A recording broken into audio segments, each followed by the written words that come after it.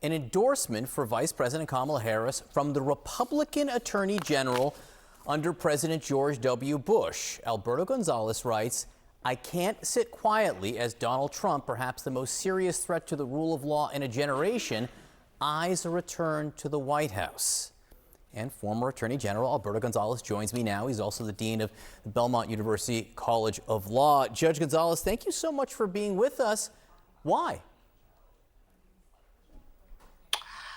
Well, John, I've watched this campaign closely, as many other Republicans, and by the way, there are a host of Republicans, Republican lawyers in particular, who are concerned about the possibility of Donald Trump becoming president again because of his lack of, as we see it, lack of support, lack of willingness to abide by the rule of law.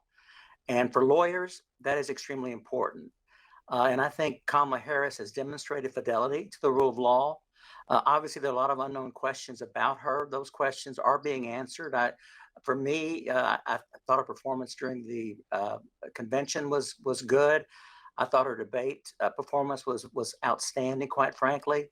And the final thing that I would just say is, even after the election, whoever wins, we're still going to have a divided country, right? There'll be 70, 80 million people that may disagree with the views of the new president. And I think about who is most willing to work to unite our country. And in making that calculation, for me, it's fairly easy. I view Kamala Harris as someone, based on her rhetoric and her history, as someone most likely to be dedicated to try to unite America. I don't see that discipline, that willingness in Donald Trump. And for those reasons, and many others, this is why I think it's important to come out publicly and say that I think that Kamala Harris is a better choice in this particular election. So it is interesting because there are other Republicans who will say, you know what, I'm not going to vote for Donald Trump, but I'm also not going to vote for Kamala Harris, or I'm not going to vote for Donald Trump. I'm not going to tell you who I'm voting for or write someone else in. You're doing something different here. Why do you think that's significant?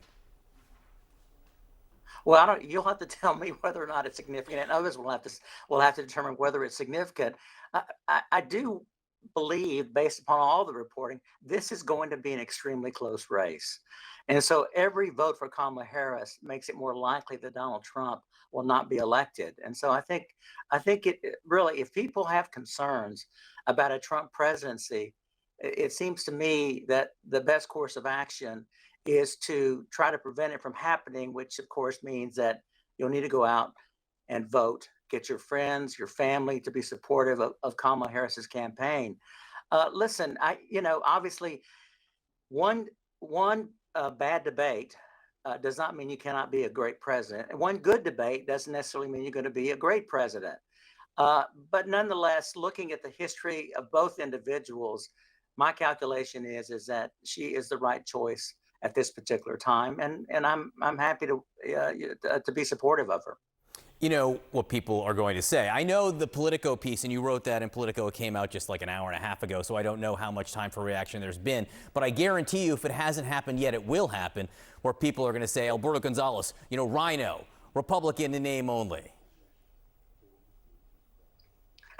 Well, I can't help, and I've stopped a long time ago, John, in worrying about what people may think. I'd like to have them think about, though, what is best for this country.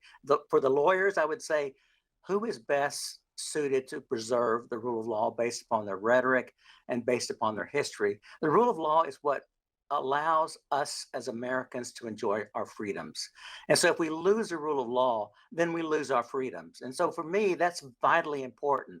And whether or not people think that I'm a Republican or whatever, I do have some experience in terms of the decision making in the Oval Office, and I know what's important, at least from my perspective, in terms of the integrity, the discipline, the courage of the President of the United States. And I just happen to believe that Kamala Harris is the right person for the job at this time. I mean, and I have covered you since the late 90s when you were a Republican official in Texas and a White House counsel and attorney general. Again, someone who has been a Republican for a long, long time. What advice would you give the Harris campaign in appealing to Republicans around the country? Well, it's not my, I don't think that I'm the right person to give advice with respect to campaigns. I think just simply outreach, continue the message of unity, and continue a positive message. I think that's extremely powerful. Going back to another Democratic president, one of the things I really admired about Barack Obama, even though I didn't agree with all of his policies, the fact that he talked in such a hopeful way about the future of our country.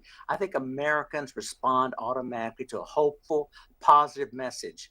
And this talk about the United States being in decline, becoming a third world country, that we're a disgrace, we're an embarrassment. To me, that's the embarrassment. That kind of rhetoric. We are the greatest country in the face of the earth.